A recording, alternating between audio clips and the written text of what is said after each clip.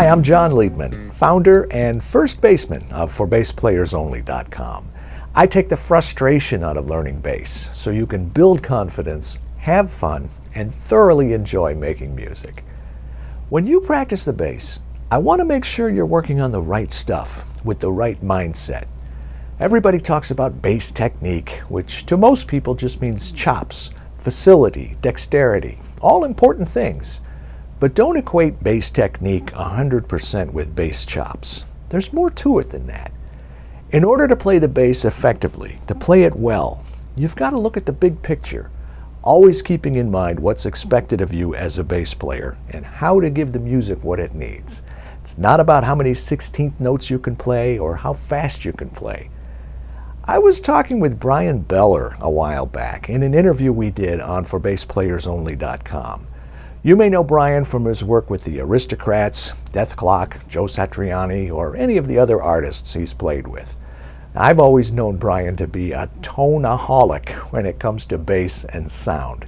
And he had a lot of things to say, not only about tone, but about other important aspects of playing bass and learning bass. Bryan says, as a bass player, you still have to practice your scales, your modes, your arpeggios, and all that stuff.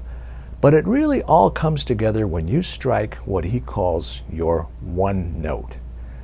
When you're playing along with a band, the very first thing they hear, the first thing they notice is the sound of your one note. That's everything, Bryan says. Make sure the tone of your one note really sits well in a band. And if it doesn't, why doesn't it? You need to make that note sound good, putting the emphasis on consistency and finding the right formula. There's a science behind it all. Say you want to replicate the tone of John Paul Jones. Does your tone sound like his? If not, why not? Find out. It could be due to all kinds of things, like your hand position, leaving too much space between your finger and the string, playing too close to the bridge or too far up the neck, maybe your hand's at a weird angle. All these things matter, Bryan says. Then there's the concern, or fear even, of sounding like somebody else.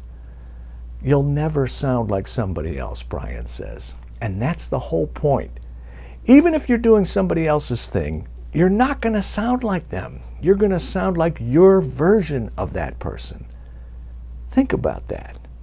If you're a member of the Bottom Line Club at ForBassPlayersOnly.com, going through my online lessons, you know all about having the right tools to lay down a good bass line, to lock in with the drummer, to set the foundation for the band, making the music feel good. It's not all about playing the lines I've provided. That's just the beginning, a means to an end. The ultimate goal is for you to be able to come up with your own grooves, your own bass lines, put yourself into the music, all, of course, within the framework of what's expected of you as a bass player. At the end of the day, what does your bass playing sound like? What does your one note sound like? The more you improve as a bass player, the better you'll get at blending technique, style, tone, and everything else in your own way. You'll never sound like somebody else, and that's a good thing. I want you to download a very special PDF. It's called 12 Surefire Tips to Make You a Better Bass Player. I compiled it from interviews I've done with Bryan Beller and 11 other heavyweight bass players, and it's got some incredible action items you can put to work right away with your bass playing. It's totally free. I want to share it with you because it's so good. Click the link below this video and download it now.